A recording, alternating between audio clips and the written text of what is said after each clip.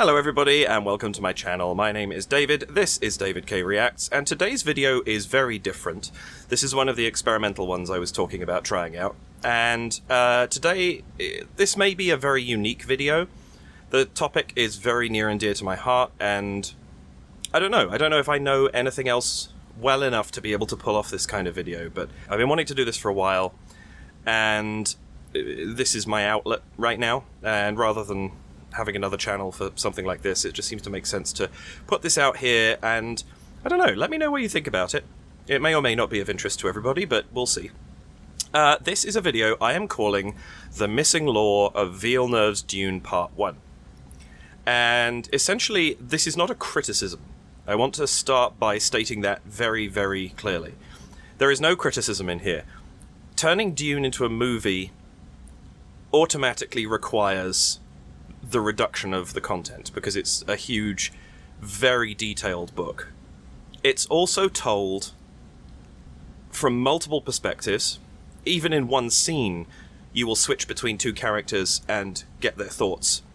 And it's told a lot by thoughts. There's a lot of inner monologue in this, which doesn't really work for movies as well. I think they used to use it a lot more back in the day, but recently, not so much. So it was going to be a challenge, and I think Villeneuve did a spectacular job. I love this movie, and I'm really excited for Dune Part 2 coming in November. However, there are a lot of bits and pieces that are missing by necessity. But I've heard a lot of questions being asked as I've been discussing Dune with friends of, you know, they know I enjoy the books, and their questions come up of, what does this mean, or what's the relevance of this? And it's not explained in the movies because of the necessity to reduce the amount of information that's given. To that end, my aim with this video is to go through, I'm going to watch the movie straight through from beginning to end, and any time where I feel there's information that has come up in a question that is unlikely to be given in the second movie, I'll show you a short clip that indicates the information in question, or where it is missing, and then I will talk about it. That's how this video is going to go. Firstly, spoiler alert. If you haven't seen Dune, this is probably going to spoil the majority of the plot. Additionally, potential spoiler alert for Dune Part 2. Because I don't know what Dune Part 2 is going to look like, it is possible that Villeneuve has decided to put some of this information into the second film. I think it's unlikely, and there's some bits where it's definitely not going to be the case. But I just want to throw that out there in case something I say comes up later on. With that borne in mind, my sort of history with these books, if you like, just so you understand where I'm coming from.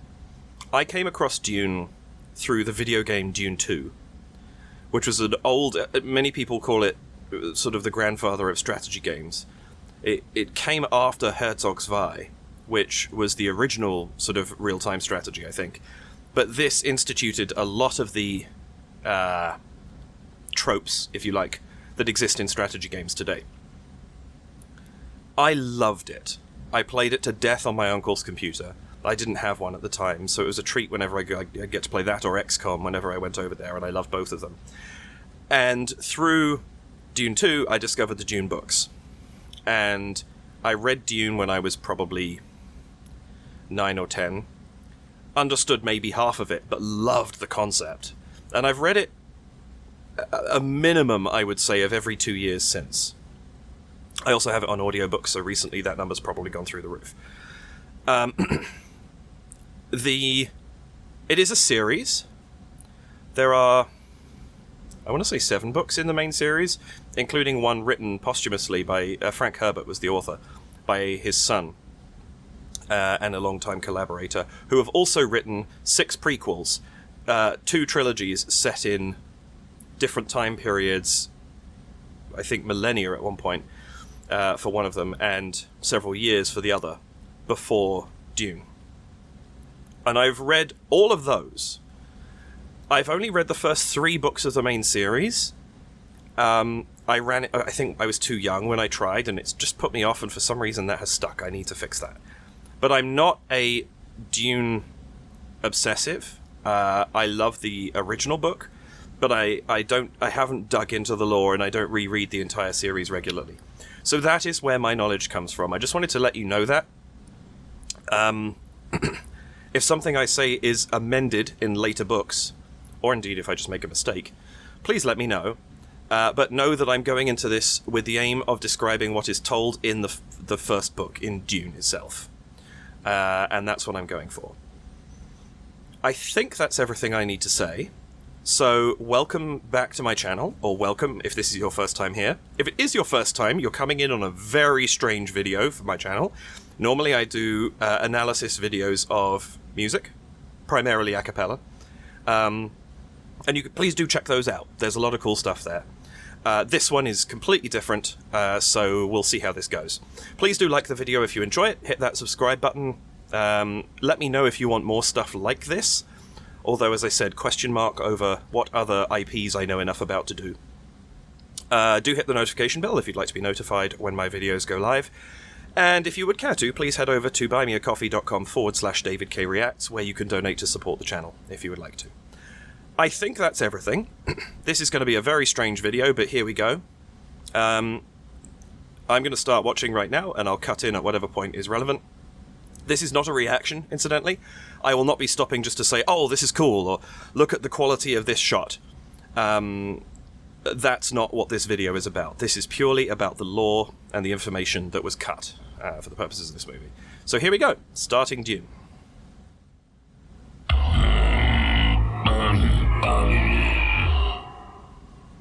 I'm going to stop straight away. This comes before even the studio tags, the idents. This is a very important message. This is not the beginning of the book. This is a Sardaukar speaking. The throat-singing sound that's being created there was used for the language of the Sardaukar. Dreams are critical to this movie and this series. Paul's dreams throughout are a key plot point. They inform why he makes certain decisions, especially later on in part 2. So that there's a reason they started with this, and I think it was a really good choice, but just know that dreams are critical. We will be coming back to those at various points. They ravage our lands in front of our eyes. Their cruelty to my people is all I've known. This is an interesting point. The narrative here is by Chani, or Chani, and that is not the case in the books. The narrative in this sort of informative narrative in the books actually comes from Princess Irulan, who is the daughter of the Emperor, and it takes the form of excerpts from various books she has written after the events of Dune. And it's kind of phrased that way. It's very academic in many ways. It's looking at things... The points are relevant to the story, but it's looking at them from a very academic, objective perspective. I think switching it to the Fremen perspective, seeing how they view the people who are invading their lands, was a really, really good choice. I think it gives a deeper meaning to what the movie is about. That the books perhaps they don't have that, probably because of the context of their time. But it is just one difference I wanted to highlight.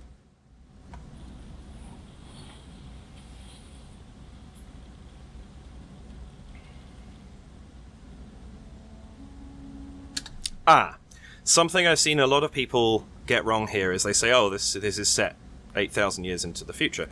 That's not actually accurate. This is set 20,000 years into the future, roughly speaking. The year 10191 is 10,191 years after humanity overthrew the thinking machines. And this is something that informs a lot of decisions in Dune.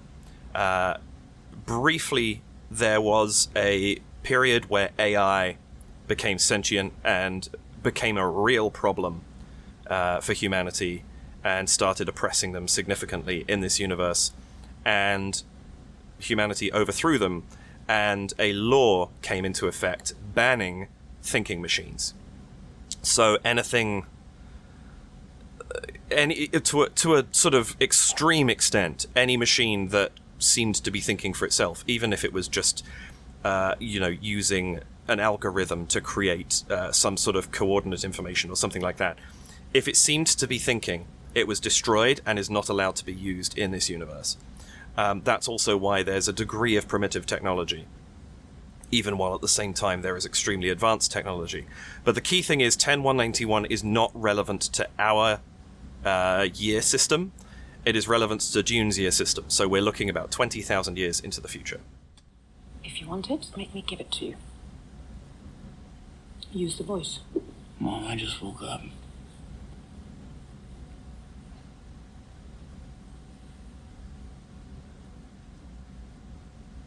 Give me the water.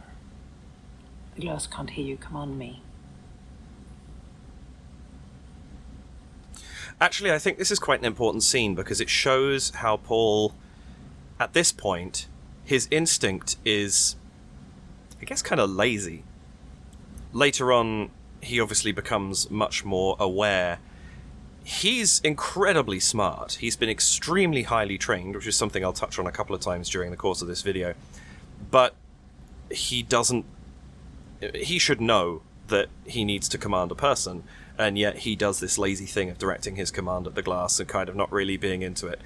We'll have this again in a minute with Gurney, I'll come back to it then, but his attitude changes throughout this film, and it's shown really effectively here, I think.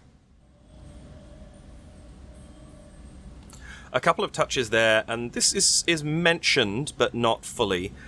This is Duke Leto's father, who would be Paul's grandfather, and he was killed by a bull in the bull ring.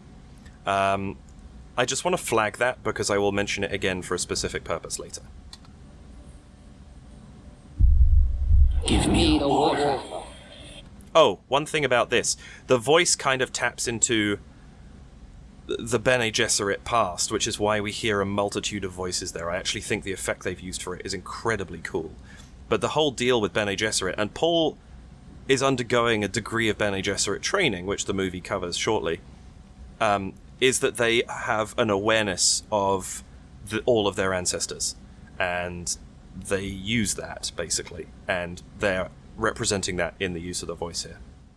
Without spice, interstellar travel is impossible, making it by far the most valuable substance in the universe.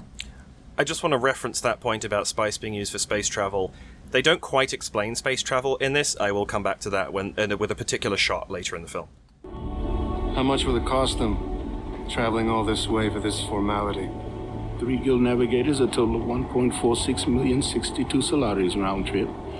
Now that's something that isn't really fully explained in this film, which is that Thufir Hawat and also Piter de Vries, who we will be introduced to later, are Mentats. And a Mentat is fundamentally a human computer. They came into being, unless my lore escapes me, after the thinking machines were overthrown. And they are trained to be this astonishing calculation machine. And it's not just math, it's strategy, it's politics, it's all kinds of things that they are trained in, but they have this hyper-aware thinking. And the red stain on Thufir's lip here is representative of the stain they get from imbibing the juice of Safu, which enables their higher functioning. It's something that they don't really touch on in the film either. One thing that is also not mentioned is Paul has also undergone Mentat training. This part of who he is skipped over slightly. But he has undergone a variety of different trainings with the aim that he would have the ability to kind of choose his destiny a little bit. Really, he probably doesn't, because the Bene Gesserit will override anything else. That's kind of what they do. But he has undergone Mentat training, and in the books, the point is made that he doesn't believe it, but the point is made that there comes a time where a prospective Mentat must be told that that is what is being done to them, but they don't know up to that time, and he suddenly realizes this. This comes into play later because this is why he is able to do such precise and quick calculations in the universe. How much that is precisely displayed in this film? Not really. I don't even know I can't remember if we even see Piter do the rolling back the eyes thing, which is obviously a representation of them going into their Mentat trance. But anyway, that is what a Mentat is, and that's not really sort of fully covered. So just wanted to touch on that. Oh, one other question people have asked is, who are all these people? The honest answer to that is I'm not entirely sure. It's not covered. My guess would be that the 4 on the right side of the screen here with the gold helmets in the white or sort of beigey grey robes are probably members of the Spacing Guild. The reason I think that is, as was mentioned, the guild uses high quantities of spice to allow space travel, and I'm guessing that those helmets are probably giving... These may be navigators, guild navigators, or other guild representatives, and the helmets are probably giving them a spice-rich environment to breathe. The others I really don't know. Actually, that's not technically true. The Herald is obviously the person in front with the tabard. The person with the black, dressed entirely in black, directly to his left, just here, is the Reverend Mother Gaius Helen Mohiam, who we will come to meet later. She is also the Emperor's truthsayer, and so she would naturally accompany an Imperial delegation.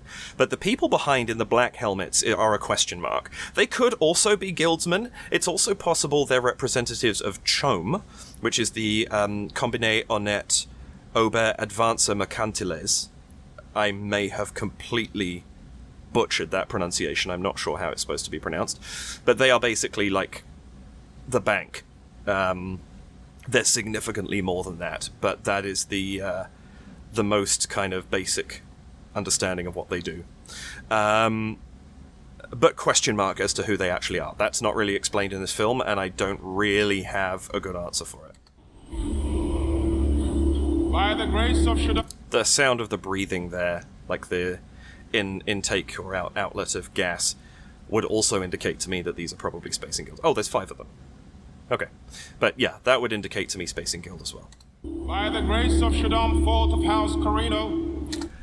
This requires a tiny bit of explanation. There'll be a lot of explanation at the beginning of the film because they front-load a ton of information. The houses in this, there are the great houses and the minor houses, and together they make up the Landsraad, which is the sort of political council. They form part of the tripod of power, which is something that the comment is made in the book, that a tripod is the least stable form of political power. And that tripod is the Landsraad, the Imperial House, and the Spacing Guild. The houses that we meet are House Atreides, which is, of course, Paul's house, the heroes of this story, the protagonists of the story. House Harkonnen, or Harkonnen, depending on your pronunciation, who are the antagonists. And then House Carino, which is the Imperial House. And there are 2 members of that we kind of really encounter, which is Shaddam IV, who is the Emperor of the known universe. He's going to be played by Christopher Walken in Part 2. And also his daughter, Princess Irulan, who I mentioned previously as being the sort of omniscient narrator, not omniscient narrator, but like the person who gives a lot of the sort of inter-chapter little tidbits in the book. She's going to be played by Florence Pugh in Part 2. But we don't meet either of them in this part of the story. So, but those are the 3 primary houses of this story. We are being graced by the presence of His Holiness. Say hi. Or don't. Okay, carrying on. What's going on? Can I trust you with something? Always, you know that. This is interesting because we don't get to meet Duncan that much. They establish a good relationship so that when he dies later on, there's a good emotional build-up to it. But Duncan is what's known as a Swordmaster of Ginaz, which are basically the most highly trained expert fighters, known, basically. He is an amazing fighter, and he is also Paul's fight instructor, which is something that isn't really touched on much in the film. But there's a huge relationship between Paul and Thufir and Duncan and Gurney. He has a really good relationship with all 3 of them. And we focus a little bit more on Gurney in this, and I think that makes sense for how they've chosen to do the film. it is a bit of a shame. We do lose a little something here. But this is the third part of Paul's training. So he has been trained by Bene Gesserit as a Mentat and by a Swordmaster of Ginaz. So the upshot is, even though Paul is extremely young, he is astonishingly capable. Naive in some respects, and still lacking full training in things, but he is not by any means, incapable of things. He can do a lot. Again, implied but not really focused on as much, so I thought it was worth mentioning. I saw you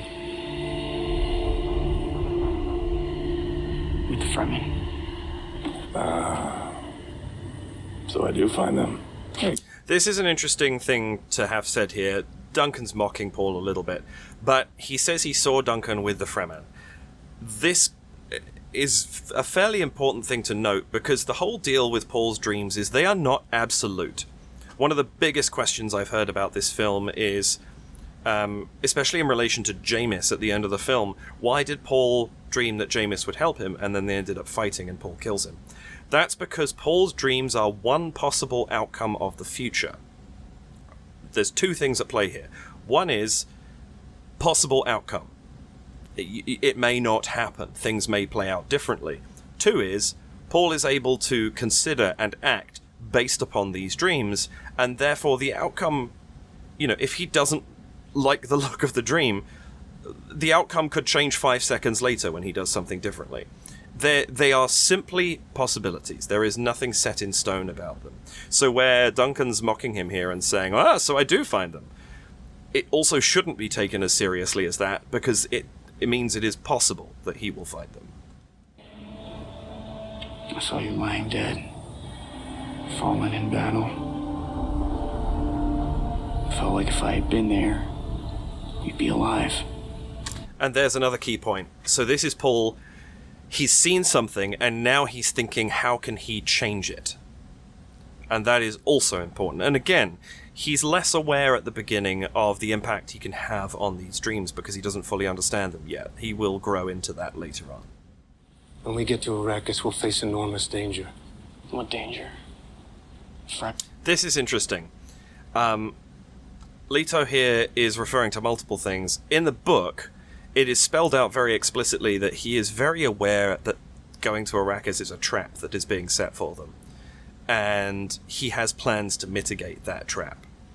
It's not so baldly laid out in the movie, but he's smarter. Some people are like, well, why did he do that? That was, obviously he was going into a bad situation there. Yes, he was, but that's because he truly believed he could find a way out of it.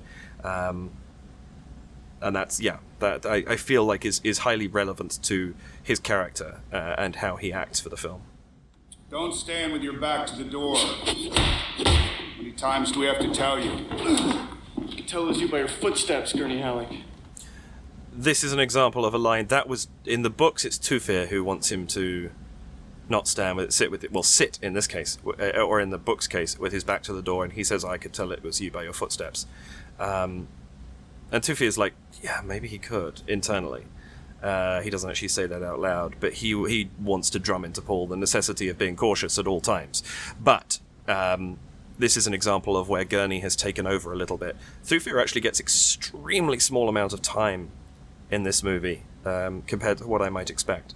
So it's an interesting decision, but I think it also makes sense because introducing Thufir into this scene and then 3-4 minutes later bringing Gurney in to be the second part of the scene would have made it somewhat more complicated and would drag out the scene a little bit. So it's a very logical decision.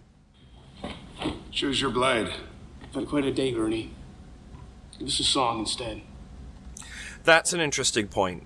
He asks Gurney for a song. In the books, even though Gurney does come in at this point to do the weapons training, Gurney is a songmaster. He is constantly coming up with poems and songs and sings them throughout the book. And he plays an instrument called the baliset, which is a fictional instrument that was created for the universe, sort of a stringed, plucked instrument, and he always has it with him. he actually does begin to play a few notes in this scene and then switches over to Weapons Master mode. But that's something that's kind of missing from the film entirely. And yeah, it was a curious omission for me, because it would inform a couple of things that could potentially have made nice touches in part 2 that may not be able to happen as a result. But we'll see what Villeneuve does. Now, that's a really good demonstration, and they say this a couple of times in the film, but some people have missed it. The idea of these personal shields that they wear is that they're designed to stop ambushes, attacks, gunshots, things like that. So anything moving fast bounces off the shield, but if something is moving sufficiently slowly, it will just push through the layers and penetrate the shield. So there's a whole fuss made, which is kind of avoided in the film, of how Paul's training, when he makes what would be a killing blow, he does it with a timing specific to get through a shield. And when they get to Arrakis and shields aren't worn, his fighting style suddenly hampers him slightly, because his opponent has an opportunity to duck out of the way of an attack, specifically referencing the fight with Jameis. And that's not really covered in this, but it's part of why it takes Paul so long to end the fight, is because his sort of proper coup de grace attack strikes are slow because he's using shield timing. Your eyes, I need to see it in your eyes. You never met Harkonnens before. I have.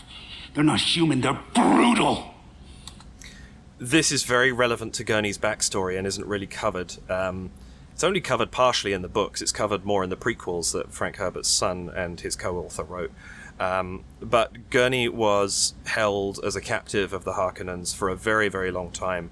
And one thing that's sort of mostly missing here, physically speaking, is he has a scar from what's called an ink vine whip that was given to him by Glossu Raban, which is Dave Bautista's character. And it moves, and it actually moves on his skin, or at least it's described as such, and he's constantly in pain from it. So he has this endless reminder of how brutal the Harkonnens can truly be, and that's something that's not really covered in the movie, although it is, as I say, mostly absent from the books as well, or from the first book, rather. Yeah, so that informs that comment very strongly. How can the Emperor take everything we've built? So this, I don't think he's named in this movie, but this on screen now is Piter de Vries, who is Baron Harkonnen's Mentat. You can see the stain on the lips. He is also known as the Mentat Assassin, and he is devious to the extreme, and a very, very adept killer. Again, not focused on in this film. A danger. This shot here is quite telling, and it explains something that several people miss about the Baron's character. He is described in the books as being grossly fat and unable to fully move his frame by himself, so he has suspensors. And what they basically do is they counterbalance some of the weight. So if he's, 300 pounds, 200 pounds is the weight he would be carrying around, and the other 100 pounds is held up by the suspensors, if that makes sense. So they take the edge off, but he can also use them to raise himself off the floor and kind of float. So this is the hint as to what that is, but it's implied in the film. It's not fully explained, and so I think that's why a few folks have missed that. Right, this is the shot I wanted to explain space travel in this movie. We can see here a second planet through this ship. I think, and I'm not 100% sure, but given the size, you can see the size of the curve there, we should be able to see the rest of the planet behind the ship. So it's obviously not there. What the Guild does is it folds space. That is to say, they basically take any 2 points in space and fold them together so that you can instantly travel between them. The way it's been depicted previously in the David Lynch movie and in the sci-fi series, I can't remember about the sci-fi series actually, is essentially that the Highliner, this is a Highliner, this gigantic monolithic spaceship disappears and reappears at the other point in space. The way that it appears to be being demonstrated here is that the hole down the center of the highliner is... The highliner basically acts like a pencil through 2 layers of paper.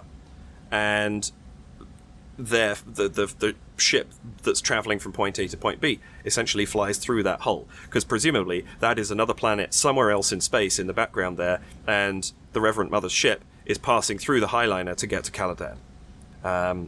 That's my understanding of how this is working. And the navigators can do this because of the crazy amount of spice that they ingest. And we're talking more than the Fremen. Like, they are described as being altered. And I'm not going to say any more of that because we may find out more about it in part 2. Question mark on that. Hello, young master. Your mother asked me to check your vitals. Now, here is probably the one fact that inspired me to think about making this video in the first place. Dr. Yue here, Wellington Yue, is a doctor and a graduate of the Suk School, S-U-K. And you can tell that by the diamond on his forehead. It's a mark that any Suk doctor has. And what that means is he has undergone conditioning so that he is incorruptible. Suk doctors are the one type of doctor that are safe to minister to the Emperor, because they cannot be turned. They cannot betray anybody. So everybody thinks. And that is why Dr. Yue's betrayal, later on, is so significant. Because he is supposed to be the safest person there. And the one reason Leto fails in averting the trap is because Yue is the one person that he cannot believe would betray him, because he's not supposed to be able to. The Harkonnens have turned Yue by capturing his wife, as we do touch on in this, and torturing her to the point where he will do anything to end her torment. And that fact missing from this makes Yue's character way smaller than he really should be. Because Leto is highly intelligent. He has Thufir Hawat, who is one of the most highly regarded mentats in the known universe. And yet he still falls prey to this trap, and this is why. So that was the biggest thing that made me want to sort of explain this, because in this film, Yue appears to be just a regular traitor, but there is much more to him than that. That's a significant point. The Atreides have a hand signal language that they are able to use, and they use it a little bit more in the books than I keep saying books, I mean the first book, than they do in the film. But they are able to communicate by hand signs. This is why I wanted to mention the bullfights earlier on. This bull, the reason that it's such a big deal and it gets hung up in the hall at on Arrakis, is because this is the head of the bull that killed Leto's father, Paul's grandfather. And it is described in the book as still being caked with the blood of the old Duke. Jessica hates it.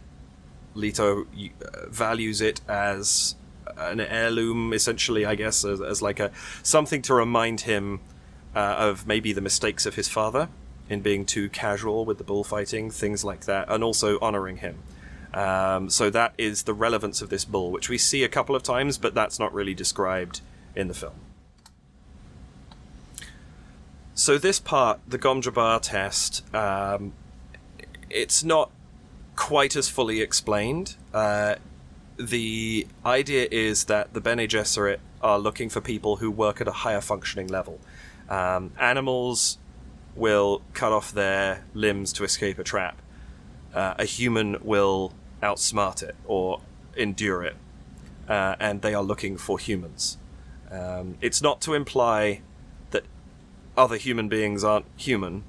It's sort of their definition of those that work at a less primal level. They think through things even under high stress. Silence!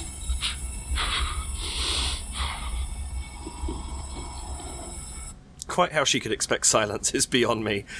She's much crueler in the book. She actually taps his neck with a dry finger to test to see if he'll flinch. And of course, if he had done, she'd jab him with the Gom Jabbar.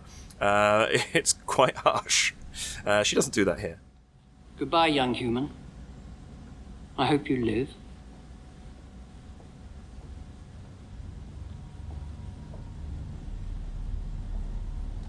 Some people have thought that as a rather callous way of saying goodbye, but by saying young human, she's actually expressing respect and implying that, Paul is he is able to control himself and is therefore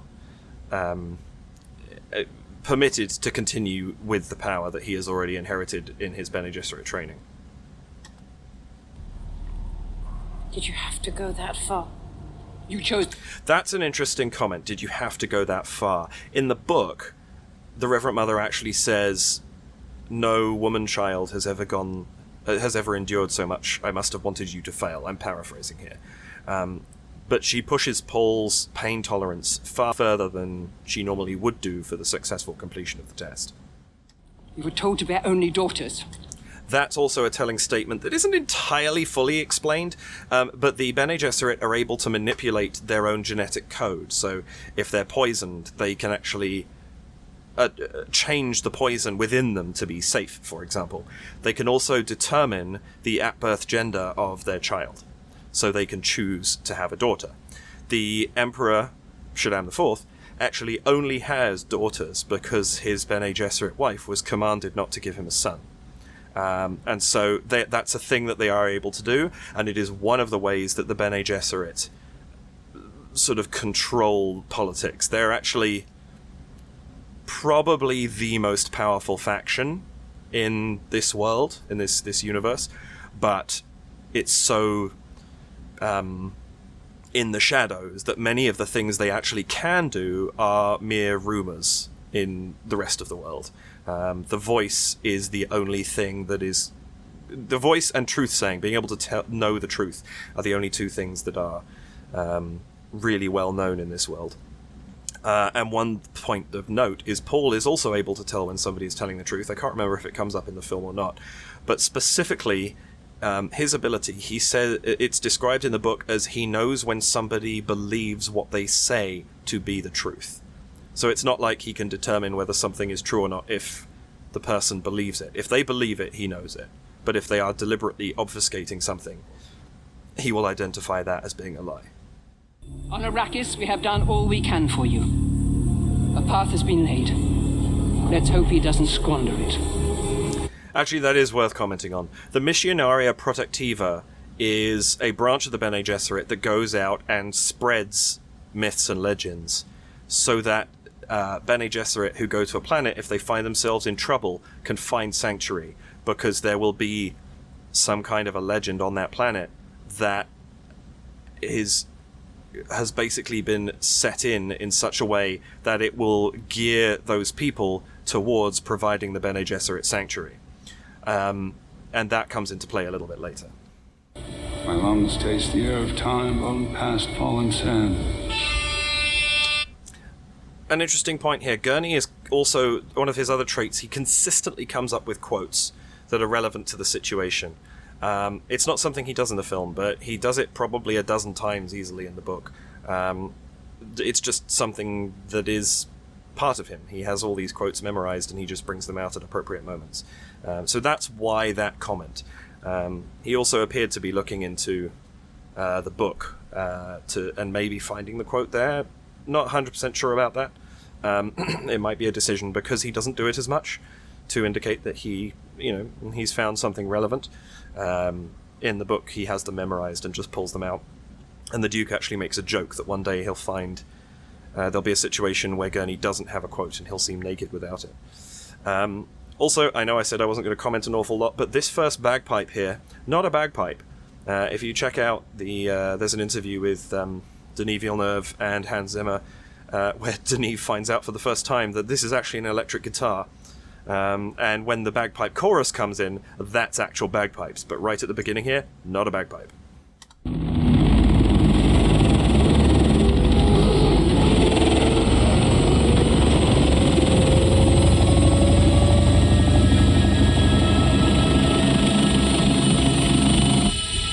I love these depictions of the ornithopters so much. This is the first time in visual film they've been got right. They're described as having a flapping wing motion, and the sci-fi series and the David Lynch film both avoided that.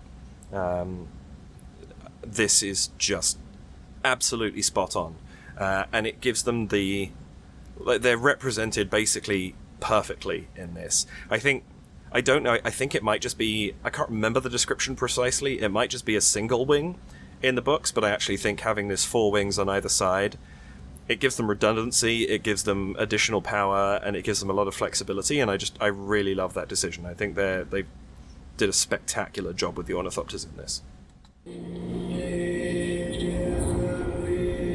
Something that isn't actually included here, and it's not really necessary to understand, but just for the purposes of flavour, there's actually a comment made in the books by Jessica that Mapes has sheathed the blade unblooded, and actually Mapes has Jessica, she offers herself to Jessica to kill her. Jessica just scratches her with the knife, but the implication being that once you've unsheathed a crysknife, it needs to taste blood before it's put back in its sheath again.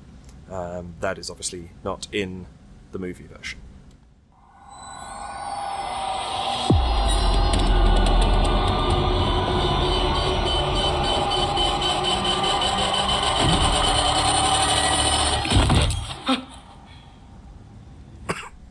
Now that was a hunter-seeker, and the Gomdrabar training is kind of displayed here, where Paul doesn't flinch when it zooms up to him. I shouldn't say the Gomdrabar training, the training he exhibited during the Gomdrabar test. In the books, Jessica is actually warned of this attack by a character who isn't in part 1. But it's kind of too late, because just as she's leaving where she is to go and find Paul, he rushes in with it, having destroyed it. That character, incidentally, is the Lady Margot Fenring, who's going to be played by Lea Seydoux. She is another Bene Gesserit, who, along with Count Casimir Fenring, who I don't think has been cast in part 2, so may not be appearing.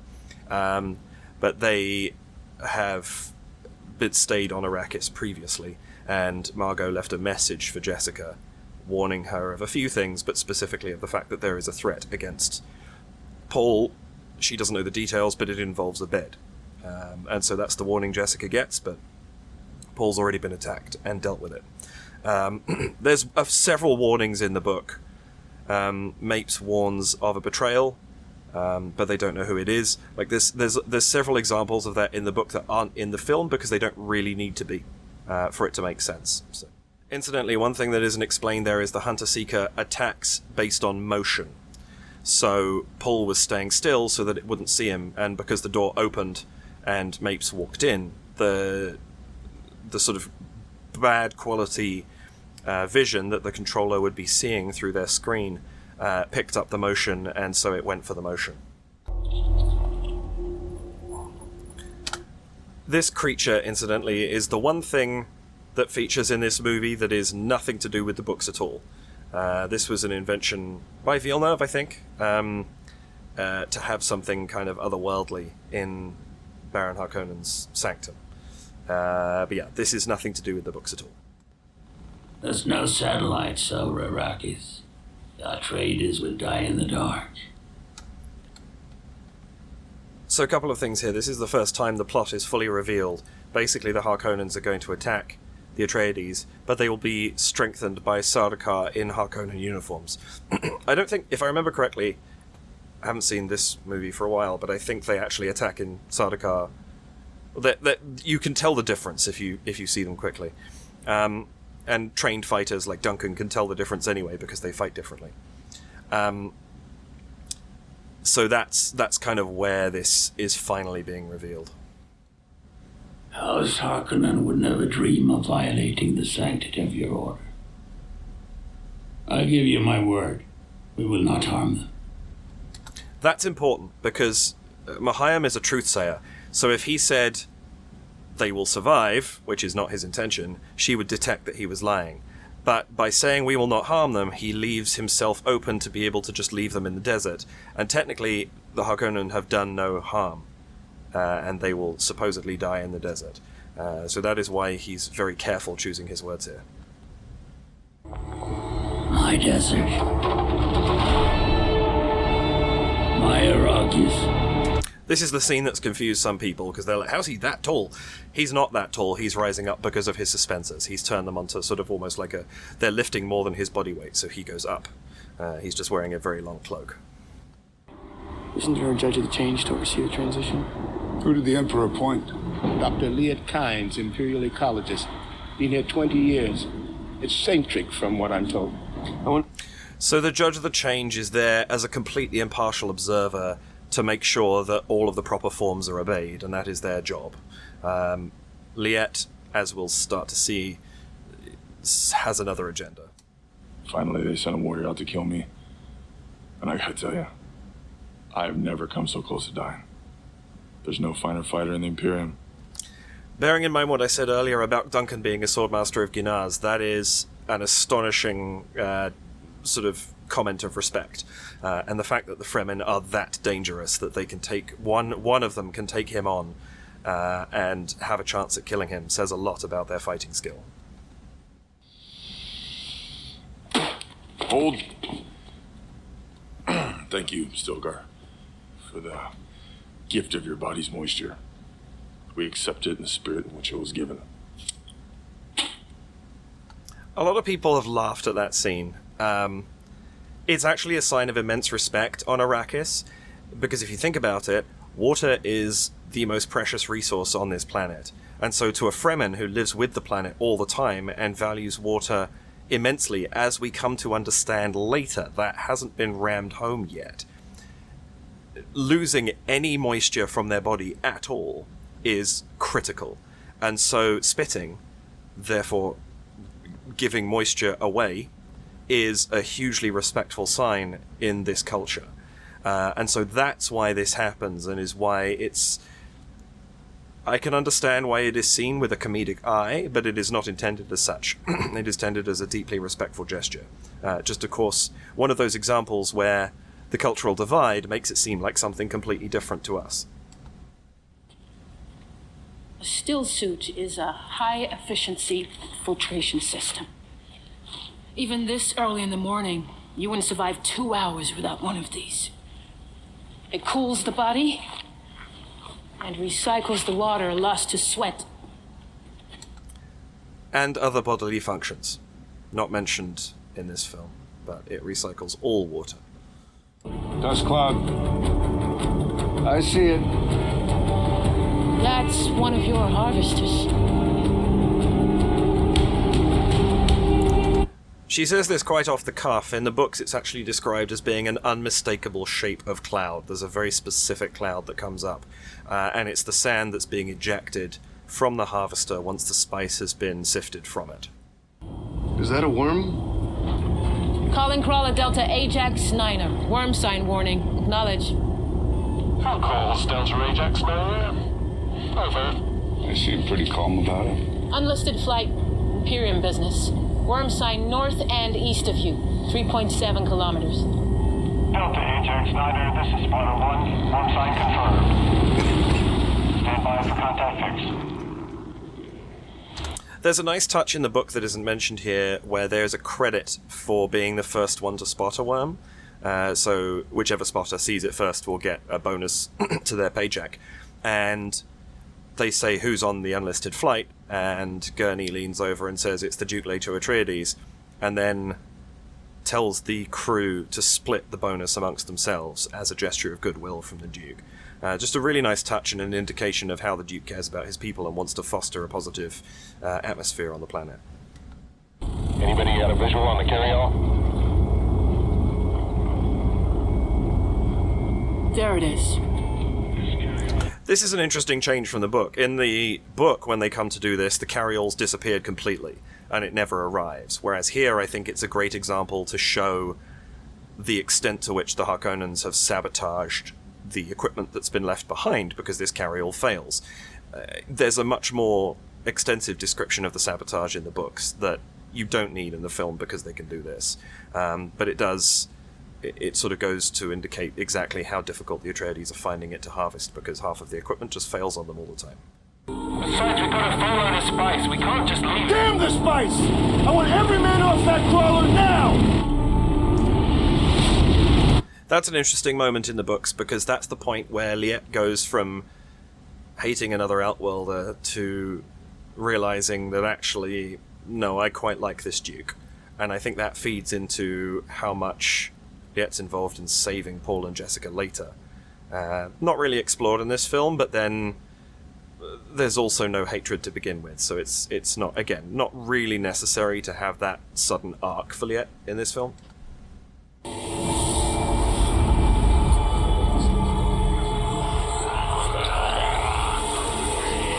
This massive sort of spice exposure that sends Paul into almost like a sort of trance thing and takes him out of the situation for a moment doesn't really happen in the books. He's actually very active in, helping to get people onto the ornithopters. The spotters also pick people up in the book, but the design of the spotters is different enough here, it doesn't really make sense. But it also, I think it's a logical introduction to the effect that the spice has on Paul and the effect that it can have on other people. So it makes sense to put this in. Arrakis has seen men like you come and go. Take good care of your family. The desert's not kind to humans either. I think that kind of shows a little bit of care from Liet on the part of the Atreides. She's right, she's not there to take anybody's side, although equally she should probably be reporting the extent to which there is sabotage there.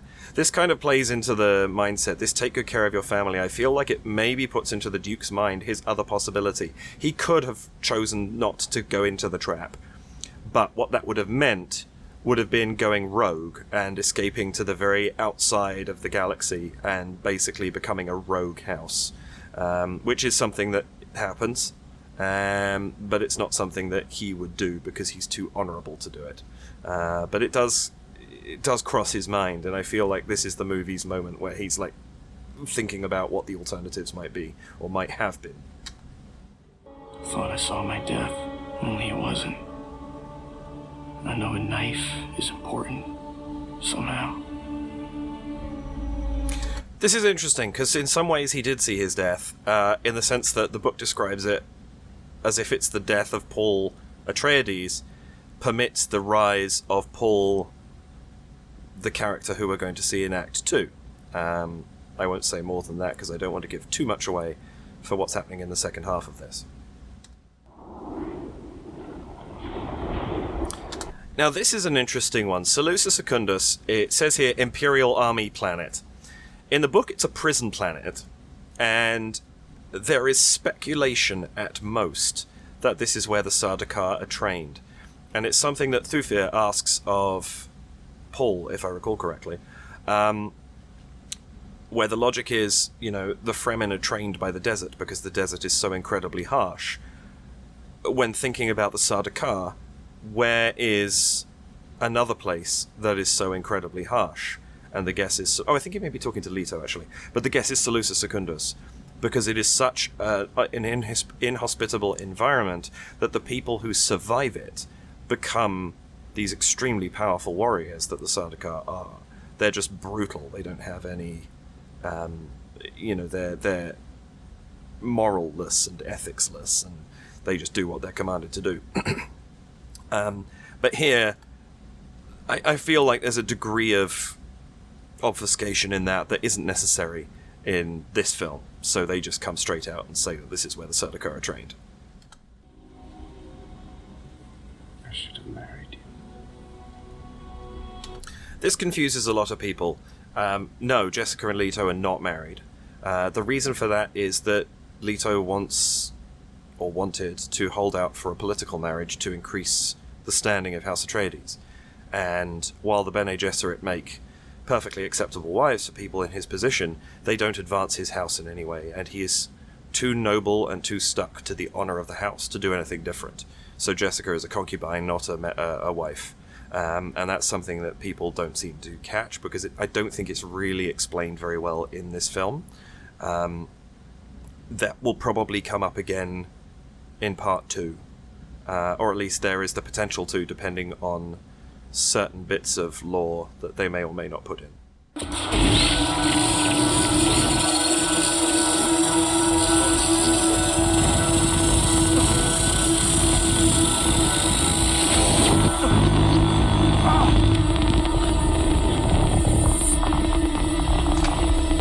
One thing that is kind of implied here, but it makes sense that because shields deflect anything fast, it is natural that weapons were developed that would be able to penetrate shields. So even though this is a projectile weapon, it is possible the projectile itself is sort of designed to slowly penetrate a shield. A lot of people have pointed to the fact that Duncan was able to avoid that flechette as sort of saying, well, why didn't the Duke do the same? And I think there's a couple of reasons. One, Duncan is so highly trained. Two, he's way more awake, I think, than the Duke was. Three, it was in that position in your back that you can't reach. The Duke didn't really know what was going on, whereas Duncan's seen it coming. He knows what to do. So I think while it did kind of look like the Duke should have been able to duck it, I think he was at a significant disadvantage by comparison to the fight that we see Duncan having here.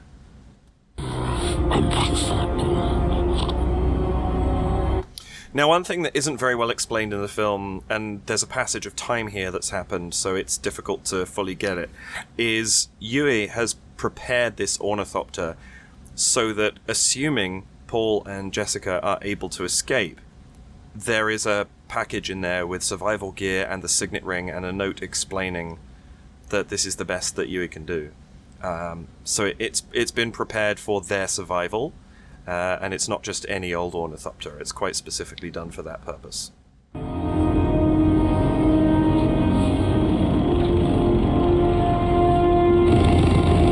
Now there's a relevance to that, which obviously is that Paul can't use the voice on the deaf guard, but it's also, people have said, why didn't they gag Paul?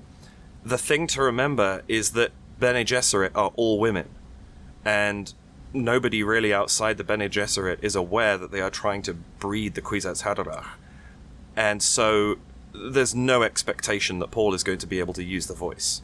So that's why he remains ungagged. It's not like he's going to be able to convince them through normal talk to let them go. They don't anticipate him to have that power. Now this is a really interesting decision, and I'm curious to know how they're going to play with this in part 2. The reason this is interesting is the fact that they're using a laser against the ornithopter. And in this universe, if a laser and a shield intersect, that is bad news both for the person wearing the shield and the person firing the laser. It could just be that both will overheat, but it's a variable, and it's possible that they could go up with the force of a nuclear explosion. So the fact that they're using a laser against the ornithopter, this could very well, for the sake of taking down the one ornithopter, destroy the entire Harkonnen ship. That is not explained in this film, because nobody's really wearing shields, and other than this, I don't think anybody uses a laser. But that is a very particular piece of lore, and I'll be interested to see how part 2 plays with that. That is the allusion to Yui's symbol and this craft being prepared. It's just very, very easy to miss because it's so quick.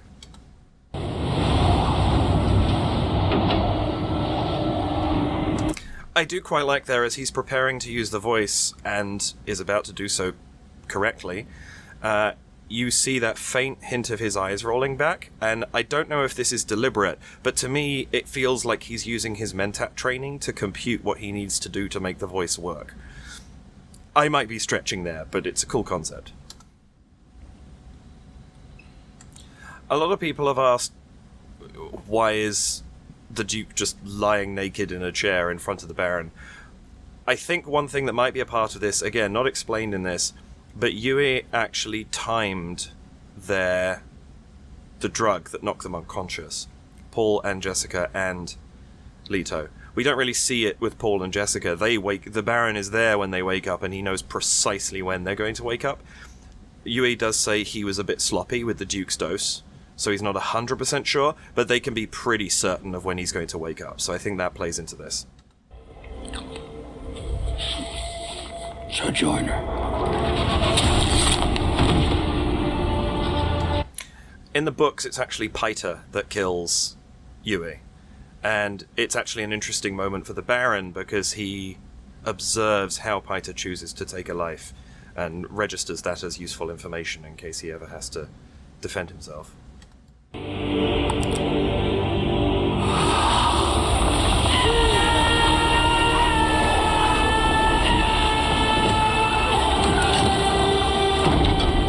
A lot of people have asked how the Baron survived that attack when no one around him did.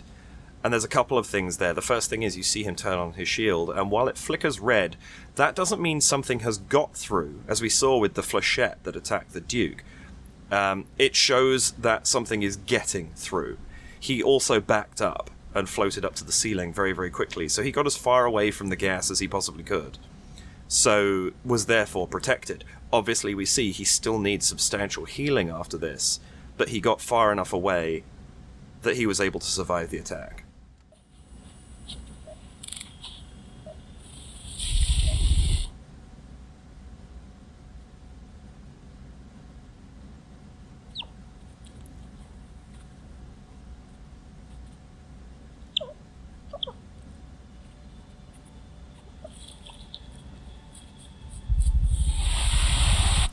One small thing, and this one is going to be a spoiler for part 2.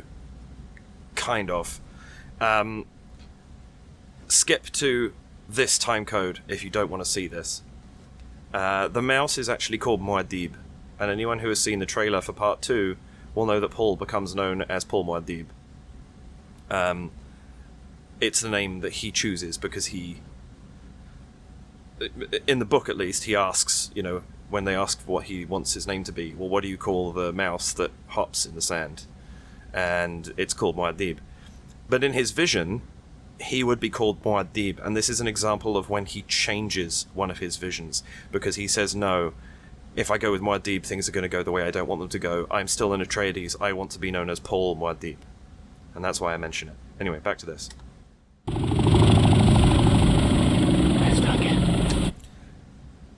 That's not because he's seen Duncan in the cockpit, or at least not in the book. In the book, he recognizes quirks of Duncan's flying, and so he identifies him from that.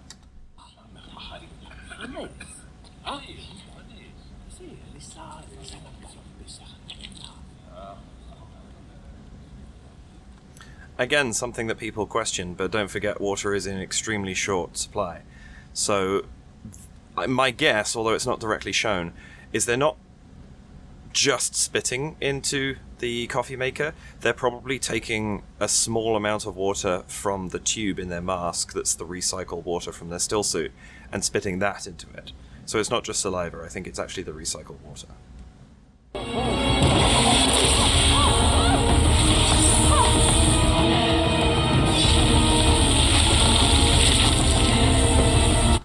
Again, very reckless use of a laser, because they don't know if there's a shield behind that door or not.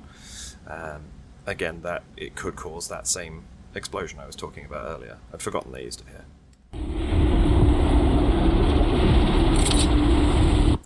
Now these, Paul would know from reading a book, if I recall correctly, or a film book, and we, the reader, would know, are maker hooks. The purpose of them is revealed in the trailer for part 2, so I don't feel like it's a something I can't talk about here, which is that they are the means by which Fremen latch onto and subsequently ride the sandworms.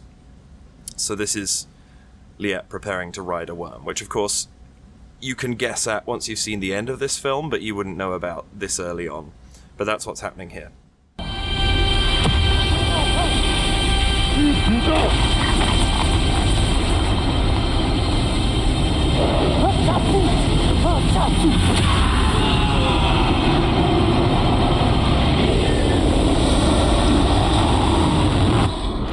I'm so glad they did that for Kynes' passing. It's so much better, in my view, than it is in the book. It's the one chapter in the book that I don't really like, because it is basically Kynes is left in the deep desert with no still suit by the Harkonnens, and he slowly goes crazy under the heat, and has a very, very long expository argument with a hallucination of his dead father, and then is taken by the desert. No worm involved, doesn't get to take Harkonnens with him. This is a much, much cooler ending to Kynes' story, so I'm really, really glad they did that. We must move with the flow of the process. We must join it. We must flow with it.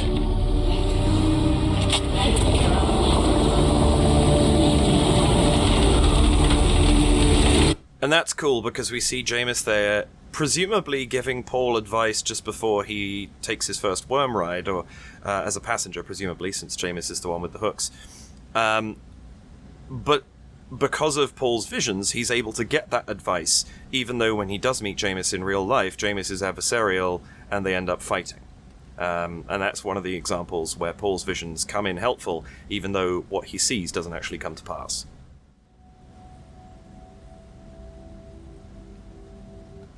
I've seen a couple of people state that they feel this might be this film's substitute for the balisette. I hope not, and I also think it's unlikely given that the balisette is said to be a stringed instrument. I think this is something completely different. We'll see, I guess, maybe in part 2. Nothing survives such a storm. They're dead.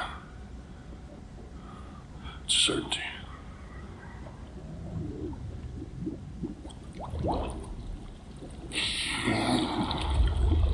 So it's done, finally. The Baron believes this a little more easily here than he does in the book. In the book, he's very much saying, don't count a person as gone until you have seen a body. Here he's much more willing to believe it. It is certainly very likely those storms are brutal, but he's a bit more circumspect in the books than he is here. So squeeze, Rabbit. Squeeze hard. Yes, Uncle. This is interesting because it sets up the Baron to be having Rabban squeeze just for the purposes of income. In the book, there's a whole other character here, and this is the last character we haven't met yet, who's going to be played by Austin Butler in part 2, and that is Feyd-Rautha Harkonnen. And the idea the Baron has is that he's going to have Rabban go to Arrakis and oppress the Fremen and the people, and then once he's made his money back, I guess, Feyd-Rautha will then go in and be the savior and be welcomed as a benevolent ruler of Arrakis because Rabban was so brutish. Obviously that's not depicted here because Feyd-Rautha isn't in this film, so it'll be interesting to see where he comes into things. I understand why, because he spends a lot of the first half of the book just being really annoyed that he's being dragged into strategy sessions and he doesn't find them particularly interesting because he's missing a lot of the point. So his character isn't particularly fascinating for the first half of the book, so I actually think it was a good move to leave him out of this film. Because without fleshing him out and changing his personality fairly significantly, he would probably be quite an irritating character.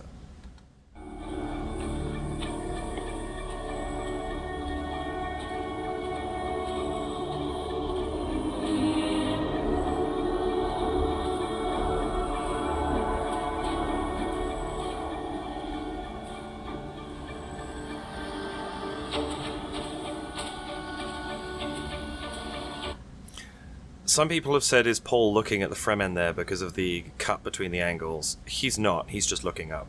He wouldn't remember that Duncan said that the Fremen were watching him for days, and he didn't know they were there. Paul might be aware that they're going to be watched, he may have seen that in a vision, but he's not looking at them there, otherwise he would call out to them. A friend will help you. Follow the friend. You have much to learn. And I will show you the ways of the desert. Come with me.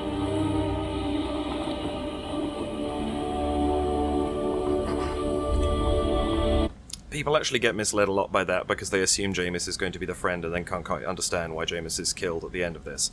A reminder that Paul's visions are possibilities only. They are not set in stone. So he is seeing one possible future where Jamis and he become friends, and Jamis is the one to guard him, not Chani. Let's get out of here.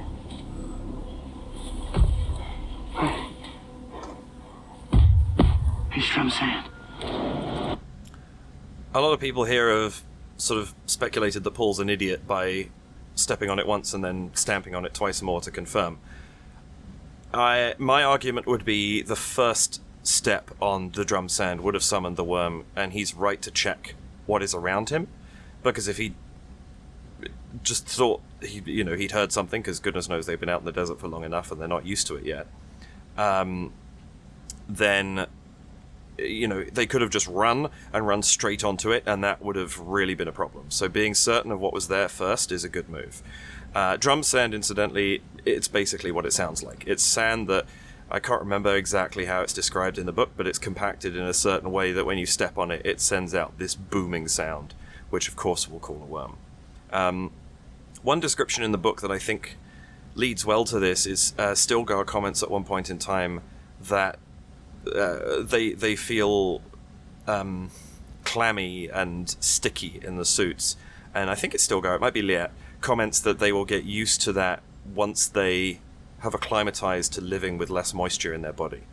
And so that kind of proves the point of they're really not used to what this world is yet, and so coming to understand it is important, and that's kind of what Paul's doing here.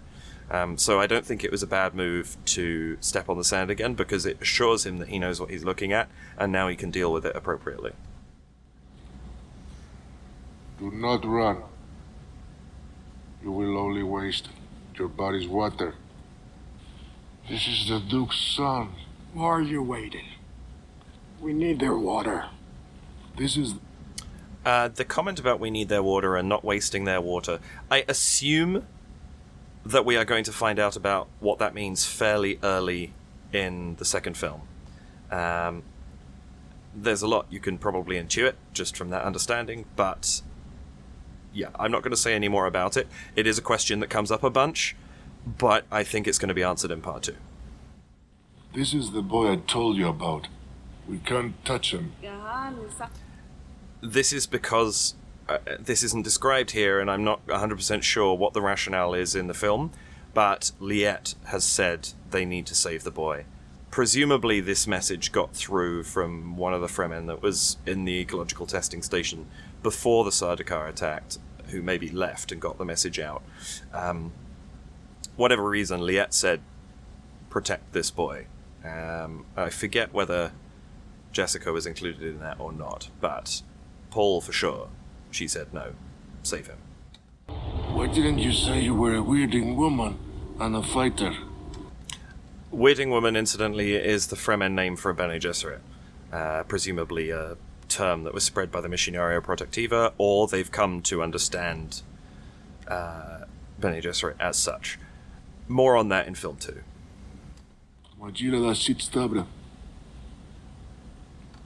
There's a cool bit of Bene Gesserit lore that's missing from this film that happens right here. He doesn't mention Sietch Tabra in the book. What actually happens is Jessica says, unprompted, we can talk about this more when we get to Sietch Tabra, or whatever the particular phrase is, but she brings it up. And it's seen as this sign of her power by the Fremen. But it's a bit of Bene Gesserit trickery, and what had actually happened was, in a briefing room, when Duncan had come back from visiting the Fremen, there was a map that had a pin in it that said Sietch Tabra Stilgar, which Duncan had obviously told the Duke. She observes this and then uses it to appear like she knows this, just mysteriously. And that's one of the things that helps to win the Fremen over. They're stunned by that, and they see it as a sign. Obviously, that's a lot to explain in the film. I understand why they cut it, but just wanted to mention it.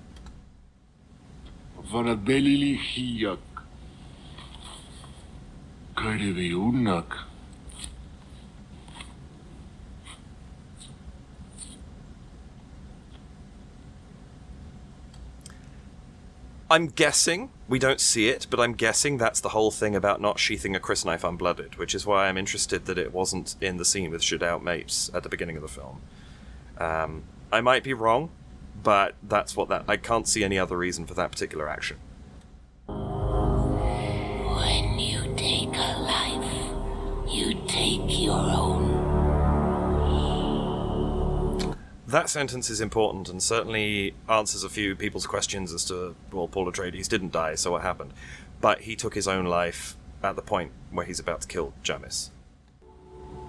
Jamis is a good fighter. He won't let you suffer. Chani actually gives Paul a lot more advice in the book.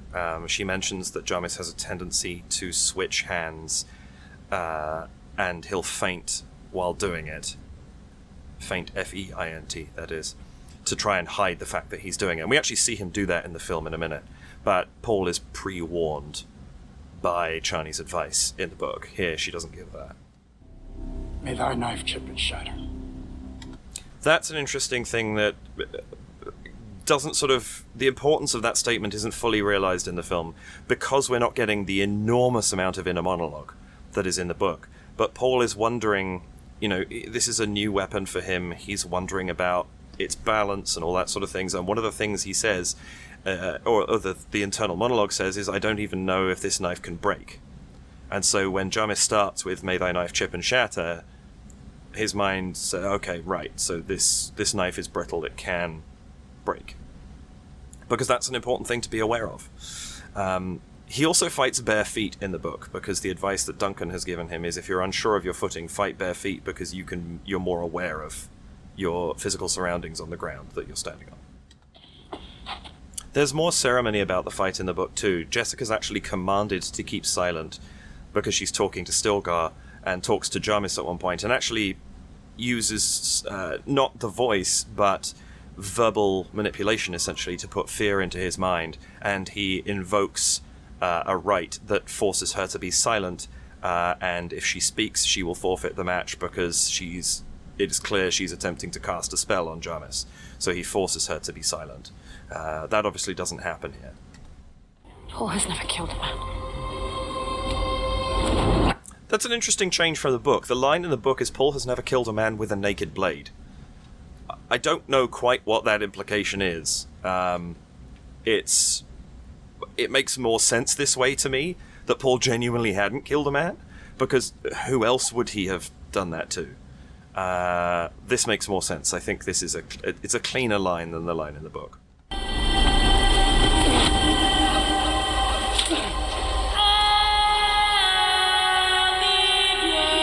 And there you saw the feint very, very quickly, where he passed the knife behind his back before trying to strike again.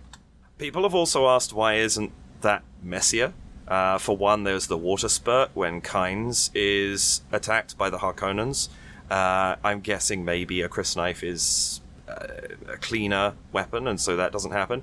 Also, one thing, and I should have mentioned this in the nature of the Fremen presumably blooding the knife by cutting themselves with it when they were putting it away, their blood coagulates particularly quickly because otherwise it's lost moisture.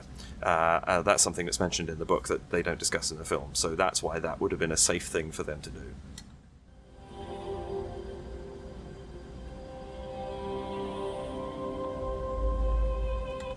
In the books, Jessica actually goes straight up to Paul and says, what's it like to be a killer?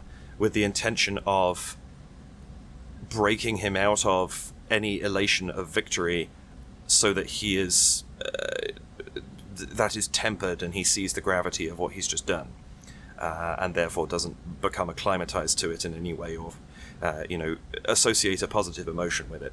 I think it makes sense that doesn't happen here. I think the play of someone as young as Paul is, that I feel like with his temperament and his intellect and his understanding, it makes sense to me that he understands the gravity of this.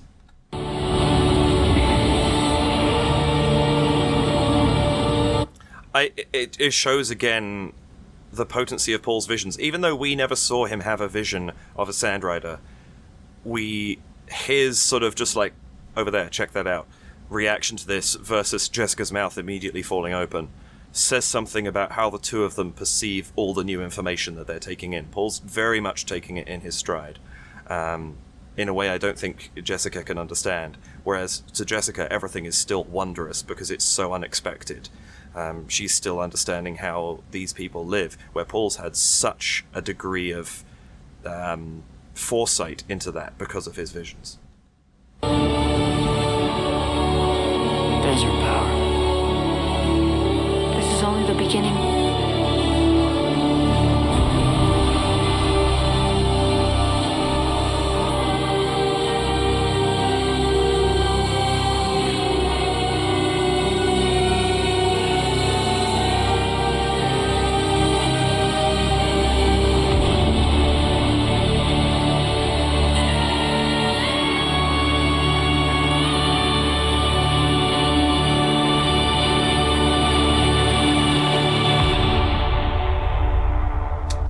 So there we have it. That is Dune Part 1, and hopefully I've gone over a lot of the lore that they just couldn't fit into the film for many obvious reasons.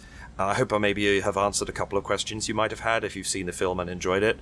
If you watched this and you haven't seen the film, why?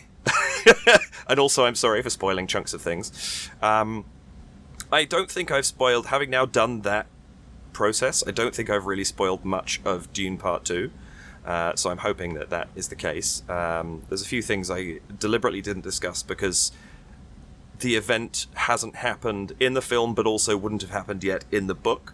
And so I feel like it is a safe bet that that might be coming up.